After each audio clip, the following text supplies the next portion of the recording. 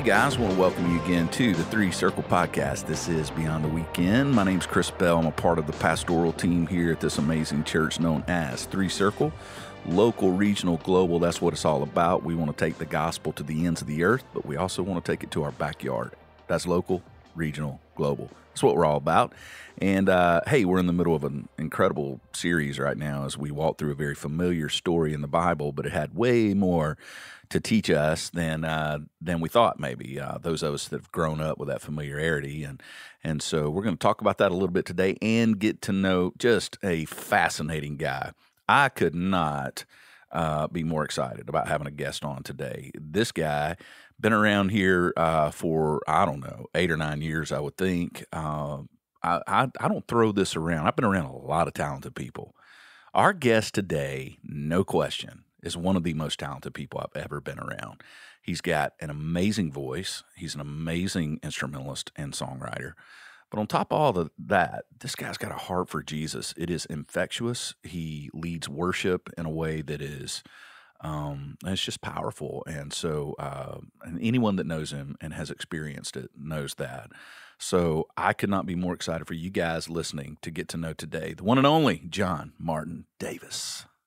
Wow. Thank you, Chris. That's a lot to live up to there. Yeah, but it's true, man. I mean, So I was thinking the other day, I remember the first time I met you, we were, I don't even remember what we were talking to you about. Was it Midtown? I don't know. One of the camps. Yeah. Yep. And you and Brooke met us at, what was that place called? I can't remember, but it was the place where they were training chefs, that restaurant for a while in Mobile. I had like some of the Kitchen best, on George. Kitchen on George. Like oysters that I'd ever had You remember in my that? life. Oh, yeah. I remember the tempura fried okra. They brought that out. Yeah, they had like it was great. The craziest menu. Yeah, but I remember meeting you, and I just... and that began a relationship over the years that I feel like you've always been connected. Even when, you weren't officially, formally a part of the staff, you still were always with us. Yeah. And we've just always loved you, and there's been that mutual love.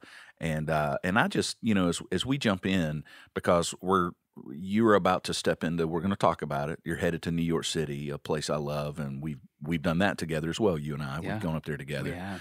But John Martin, I am so thankful for you. You're one of the young guys that have brought so much joy to me and to our church over the years. Your talent, yes. Your contributions musically and all that, yes. But I just mean you. I just mean as a brother. Anytime I see you, I'm going to be smiling real fast. And it's just, I have a high appreciation for you, brother. Thank you. That means a lot. It really does. Thank you, Chris. We were just talking about this, but I truly love this church. I truly love the staff here. I have an equal respect for you, Chris, your love of the gospel. I always tell people, Chris Bell, he loves Jesus. He loves the word. He loves history. He's well-read. And he loves to hunt and fish. So, I mean, like, it's really hard to not have a good conversation. Hey, we got a lot to talk about, right? Yeah, exactly. No, but, I love this place. I love what God's doing here. Yeah. The fruit that the entire community gets to enjoy from Three Circle Church is one of the things that, there's just things you never truly get to understand on this earth. I think when we meet Jesus and we get to heaven and we start to seeing all the things that he was doing, in our lives, it's going to be really incredible. Yeah, it is. I can't wait for that day. Right. So brother, you, we'll get into the sermon in a minute, but let's talk about your journey a little bit. You, obviously you grew up in the church at a young age. You fell in love with the Lord. I know a little bit of your story. Married Brooke, who's amazing. Way out of my league. Way, like you and I have that same problem. Oh, man. I remember when I brought Nan over to meet my family for the first time, my granddad just leaned over and said, how'd you pull this off? Like, come on now. So is that the same deal, John Martin? Oh, yeah. Oh, yeah. Oh, yeah, and man. You are, man, not only because when I met you, you were kind of newly married. You were right. newlyweds then. Now, man, you're a dad. Yes. Tell us about what that journey's been like as a creative, as a music man, a writer, the whole deal. But now, boy, you're carrying that beautiful weight of being a father.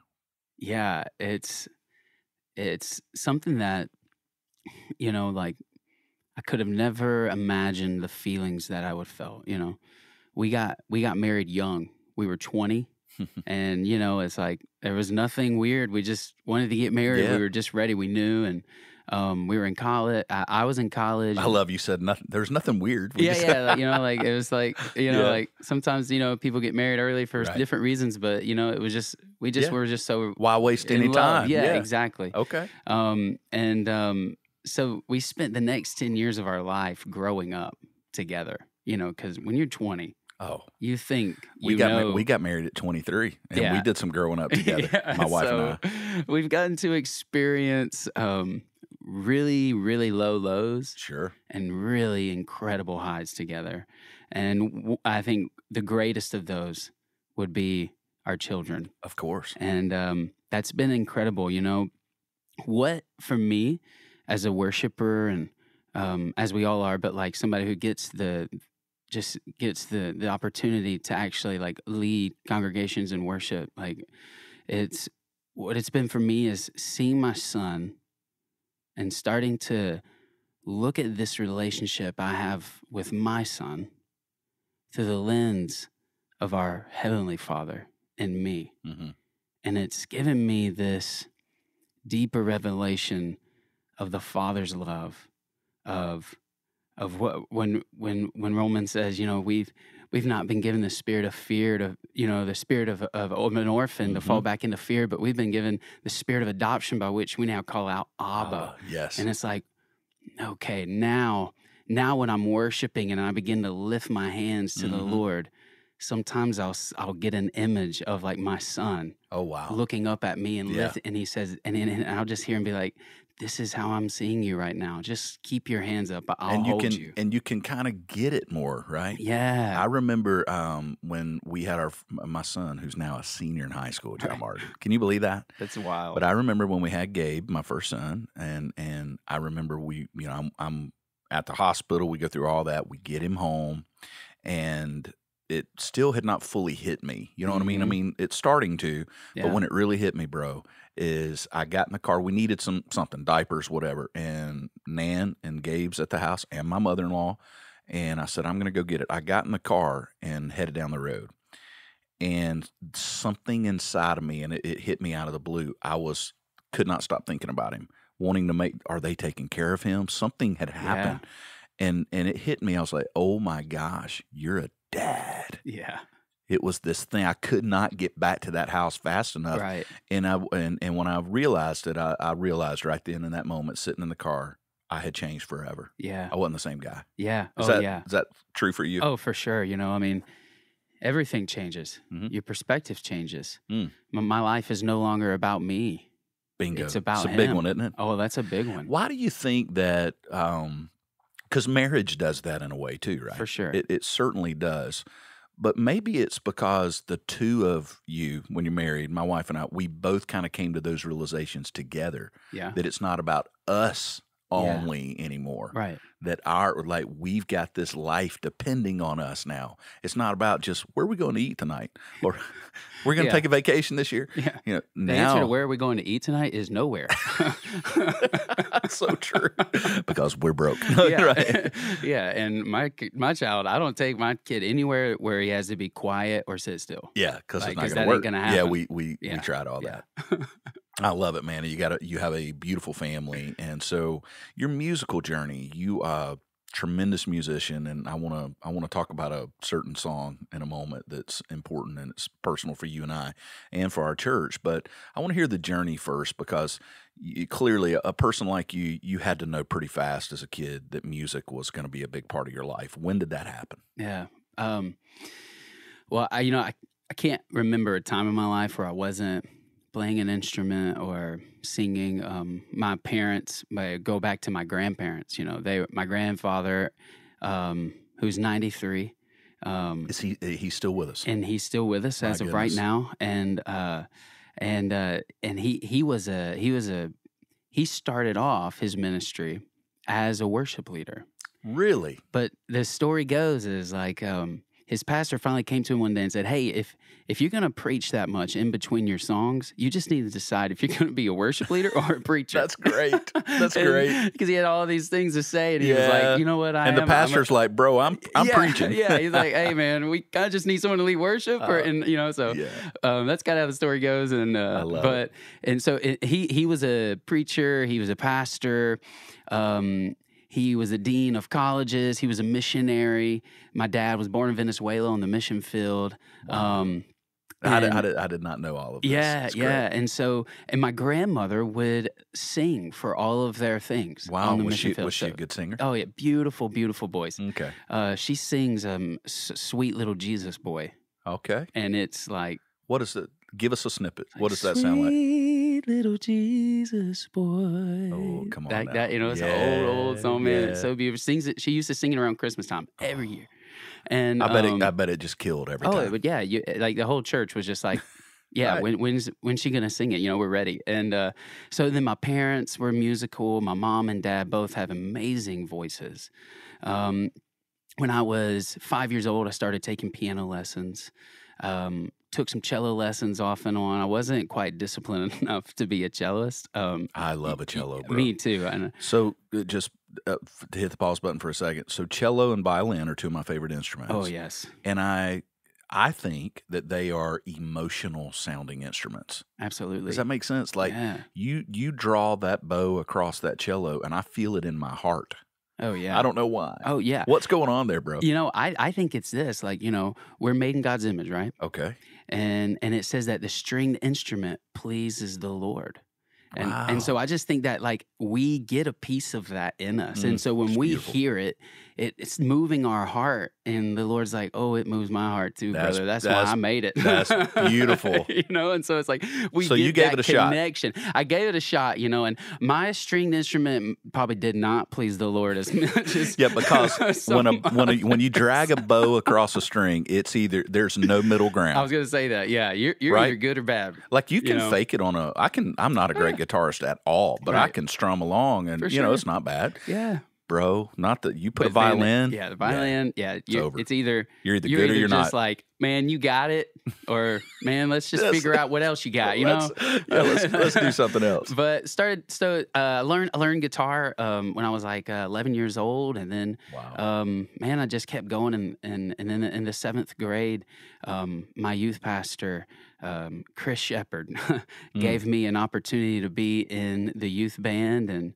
7th grade. Yeah, and then did you know you could sing at this point? I was singing, right? Like I grew up in church, right? I love church. I love the local church. Same here, man.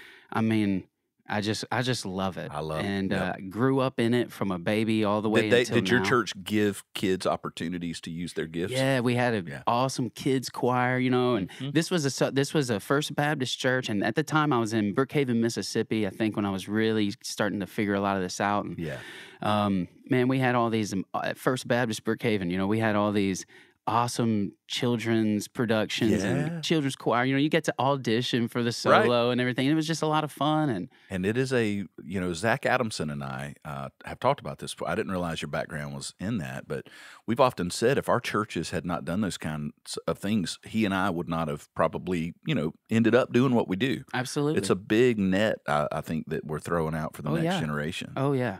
Pretty cool to give them those opportunities. Yeah. Mm-hmm. Yeah. So that's where it kind of captured your heart. Yes. And you continued to develop and taking some jumps here. But when I met you, you had recently, your musical journey had put you on the national stage with American Idol. Right.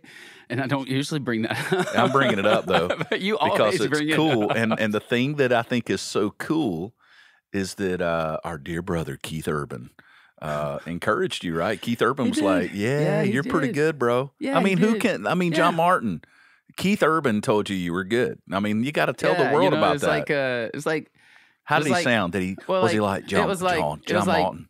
Yeah, I mean, he's the Australian. way they said my name, nobody, it's funny, on those shows, like, nobody really cares. No, they don't. But he did. But it felt like he did. And what was funny was like, when I actually got complimented finally, like the way it happened was like, it was in the moment in which I was told I was getting cut off the show.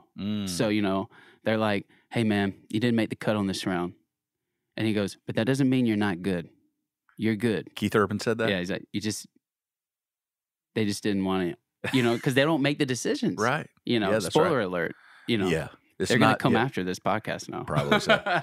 Okay, so but that's really cool. I mean, you've just kind of done some stuff, and you can't help, every experience goes in our toolbox in some way, right? For sure, absolutely. And then you ended up with us, and you have led worship in just about every environment we have at Three Circle, and that's a lot of environments. But and I love them all. Yeah, yeah. But what I love, man, and I want to know where this came from.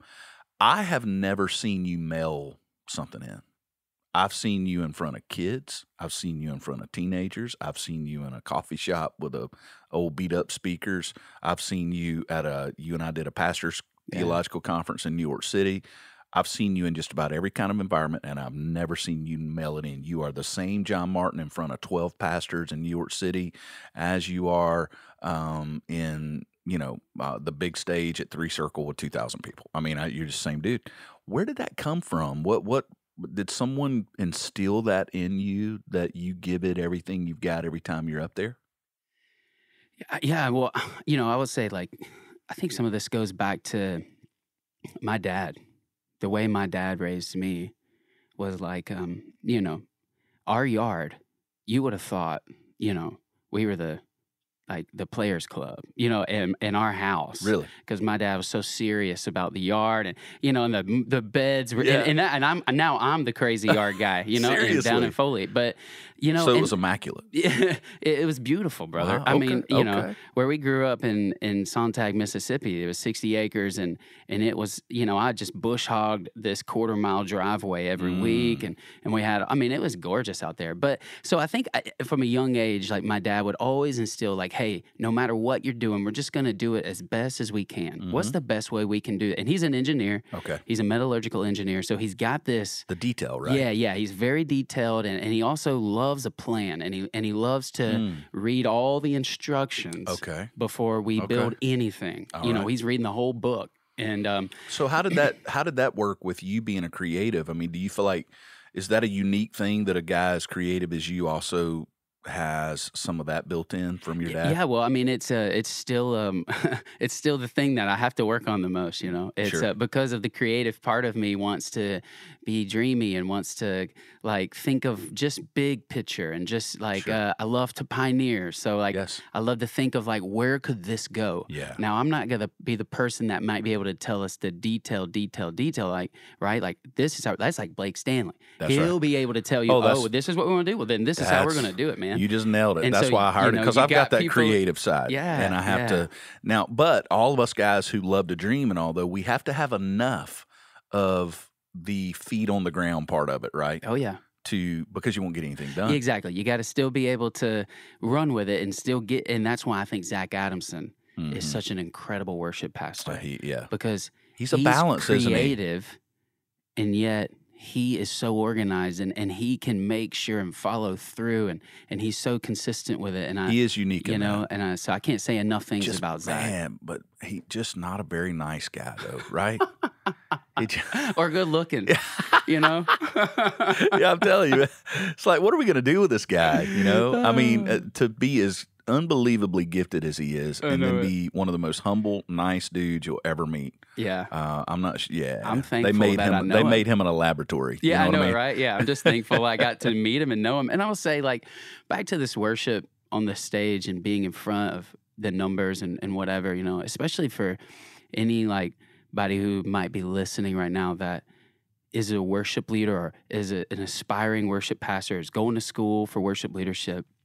I think the thing that really has been the most impactful thing in my life is worshiping Jesus by myself in my house. Wow. Just knowing that place. Okay.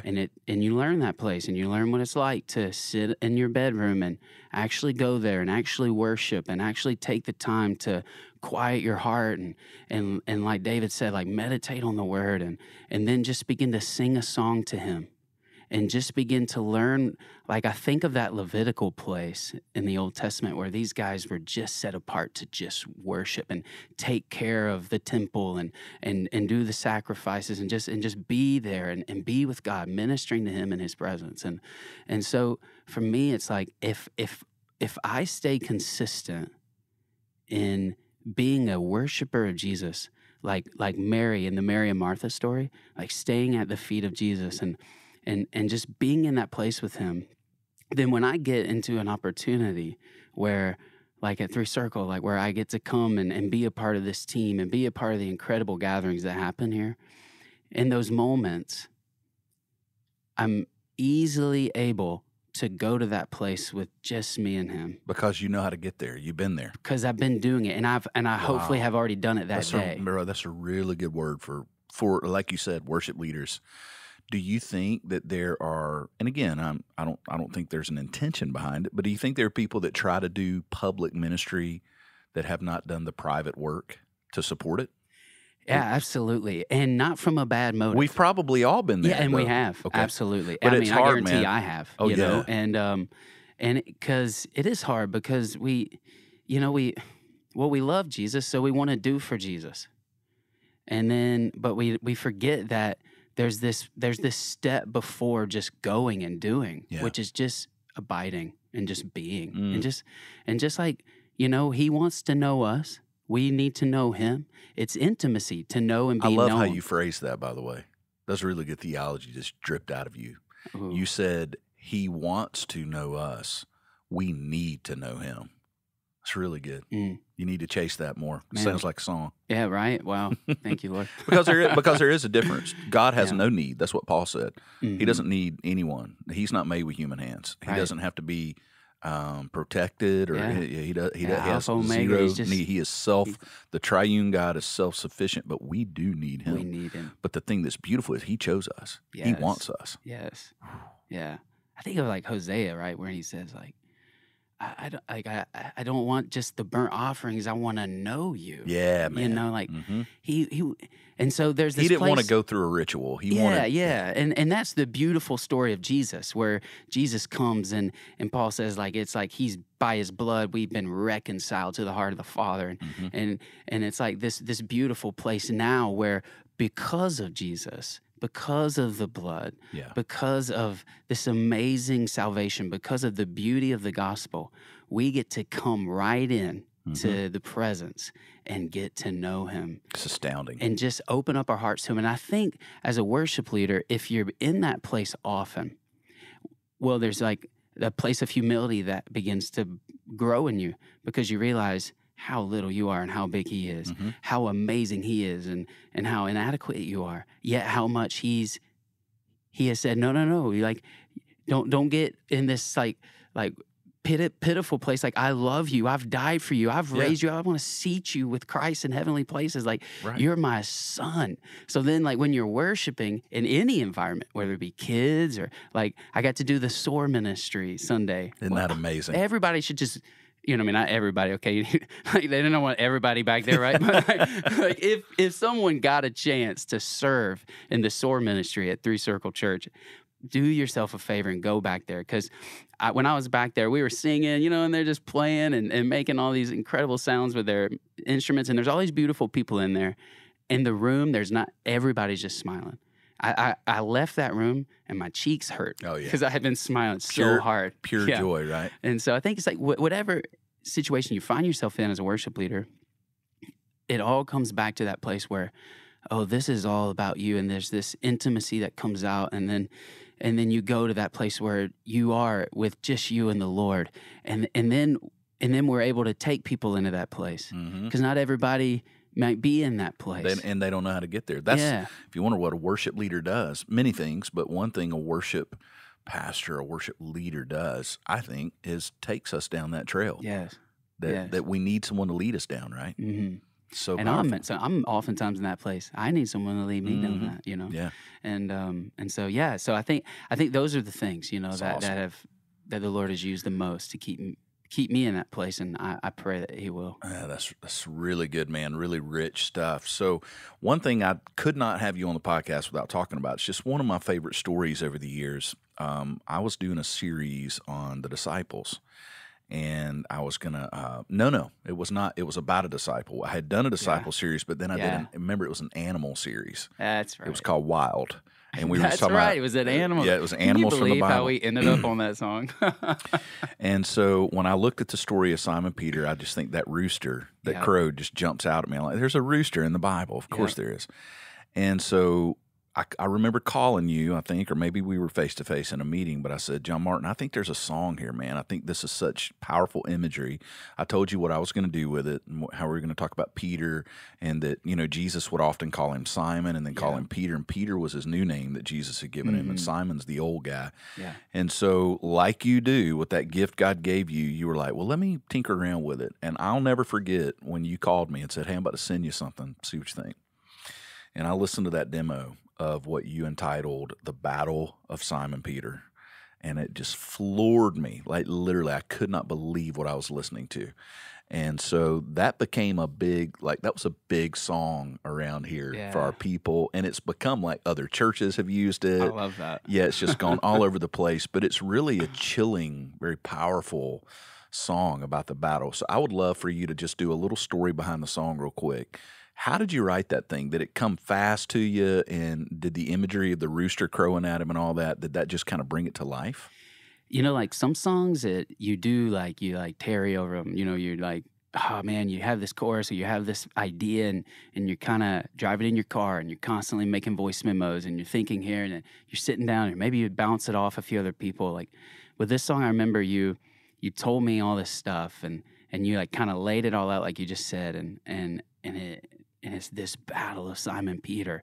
And I was like, oh my goodness, that's me.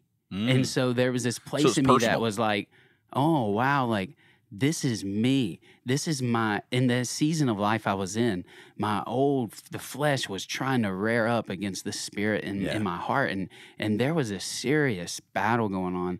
And so I remember when you brought that, I just went home and it was like, wow, like I think I wrote it on the way home. Are you serious? I was living down in Orange Beach, and I was driving up here. I remember that. And so it came fast. And I remember on the way home, I was like, won't you look at me? I'm not mumbling all these things. It's like, I fall on my knees, begging for mercy and forgiveness, lay down my life. And it's like, and I'm like, that's the place I want to be.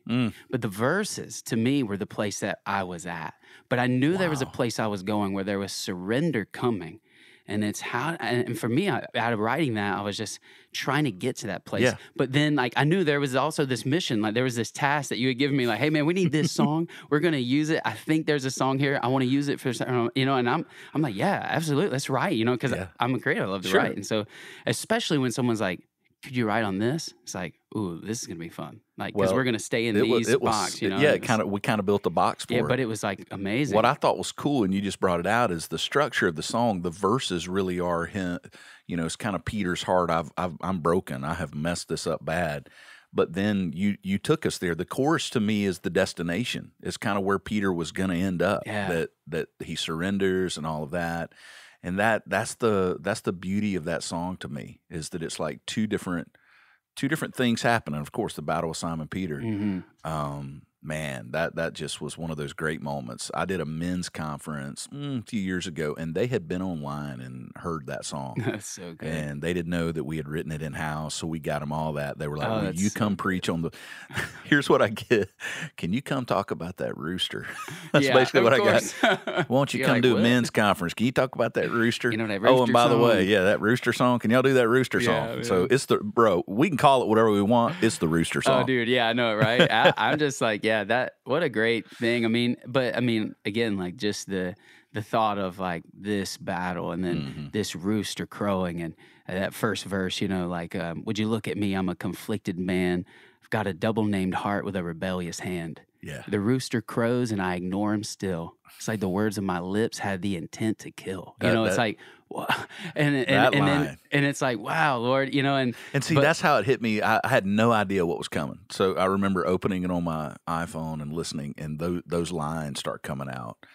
And I just remember being blown away, man. I was blown away by what the Lord was just, you know, felt like God every once in a while he'll just drop one on you, you know, and he's like, here's the song. Yeah. I think that's another thing with songwriting. It's like, can we get to the place where our ears and our eyes are so focused upward that we're no longer trying and battling out, trying to make up these songs on the earth, but we're actually turning our ears to heaven, to hear the songs that are in heaven, to hear what the Father's saying, you know? Because, I mean, he's the ultimate creative. Good. That's good. You know, and so like tapping into what he's saying, what he's doing, what he's speaking, and what he wants to speak over the church right now, you know, is so important. That's really good. Sometimes I wonder when it comes to great songs and also even great, you know, a well-written sermon or whatever, sometimes I wonder if they're discovered rather than written. The really good ones.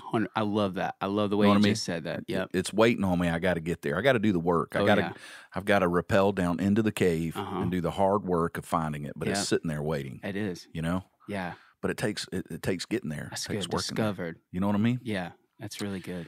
So we're in David and Goliath, and this past week we talked about how David, basically the Bible gives us these little details.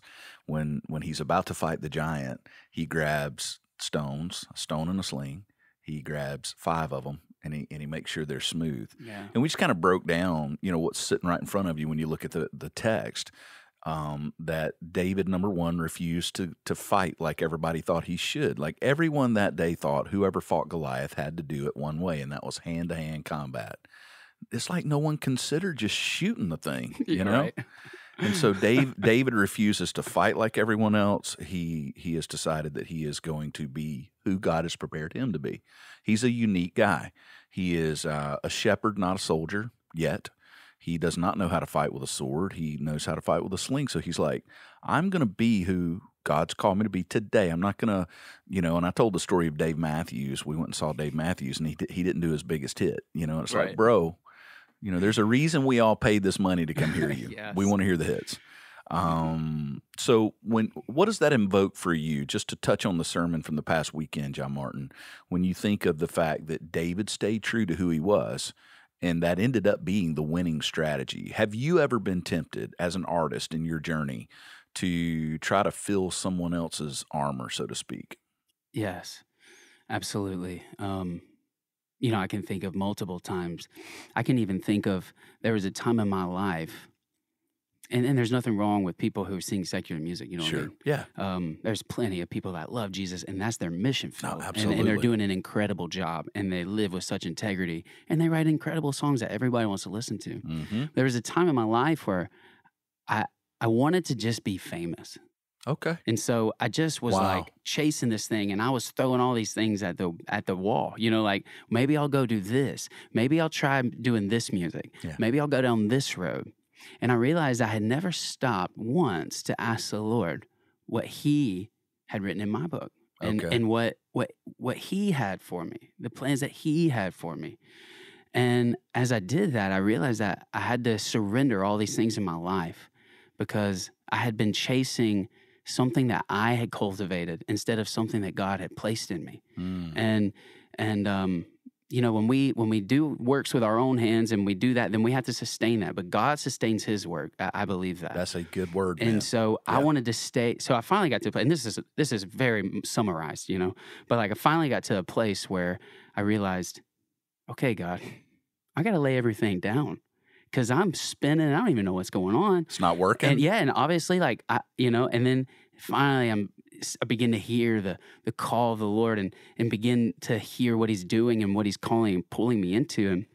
And then as I go into that, the Lord has just, God is so faithful, you know. In my own plan, I was constantly striving. But when I finally just let go and said yes to him, there's like no striving. You know, he's the provider, he's the shepherd, he's amazing, he's the warrior, he's everything. And I think one thing that hit me when you were talking on Sunday, when you were teaching, and it was amazing. I was in the 9 o'clock service, that 9 o'clock hour, man, and everybody around me is like, yeah, come on. You know, I'm like, this is good, dude. Let's go. And one thing that I was thinking is, we don't have to play by the devil's rules. The enemy, like Goliath was trying to call David into his own, like, that's right. You're going to fight me the way I want you to fight me. Come close. But man, we live by a different, as children and of God and as the people of God and as the church, as Revelations talks about the bride of Christ, it's like we don't have to abide by his rules. We have a different set of rules, and that's heaven. Yeah, you that's know, right. and that's the kingdom of God. And so there's this place where I felt in my life where the Lord was saying to me specifically, through that teaching, was, don't get tempted to try and go fight the enemy the way he wants you to fight him. You know, do what I say. Just wait on the Lord. There's strength. Our strength is in waiting on the Lord. That's good. And so, Dave, I love that picture. And when you said it like that, I never even thought about that whole scenario like that of like, no, like, you know, Goliath, he wanted a hand-to-hand fight because he wanted to just like pick David up and bounce him like a basketball. Right. But David's like, no, that's not how I do things. Yep. And that's such a story of God. You know, we often think we have to do things by the world's rules, or culture tells us to do something this way. So, well, if we're going to complete this, we're going to have to do it this way. And the Lord's saying, no, there's a better way. There's a better way. That's really good. And so that's what jumped out to you. Yeah. Yeah. When I looked at it, just over and over again, it's so interesting to me that I think everyone thought David was nuts. This young man, no armor, nothing. And what they don't realize is he's not going to need armor. He's not going to get that close. Yeah. The strategy was so outside the box, no one even considered it. Yeah. And what's crazy is the guy, no one thought, like, what are you, his brothers are thinking, why are you even here? Right. He's the most qualified man in all of Israel to fight that giant. Yeah.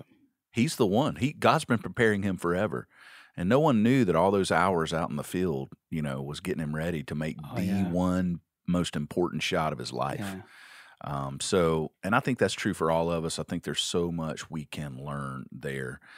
And speaking of big things to tackle, as we kind of land the plane, you and your wife and your beautiful family, you guys are feeling like God is moving you to New York City. Yeah.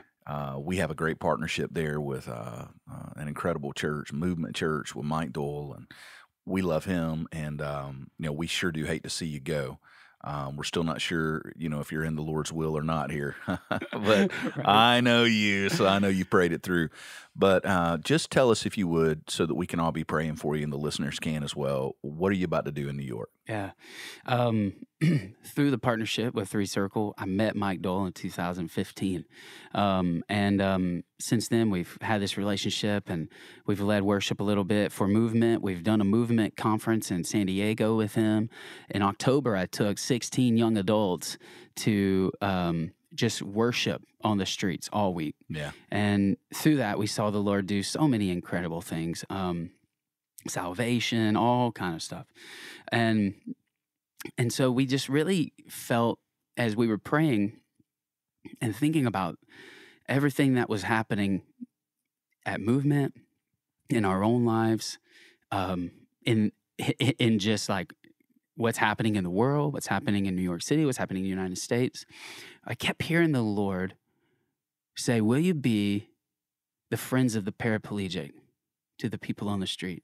And by that, I meant like in Mark. Yeah.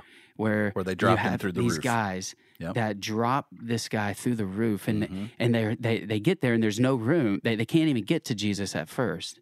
And then they're like, well, we'll do whatever it takes to get people in the presence of Jesus. Mm-hmm.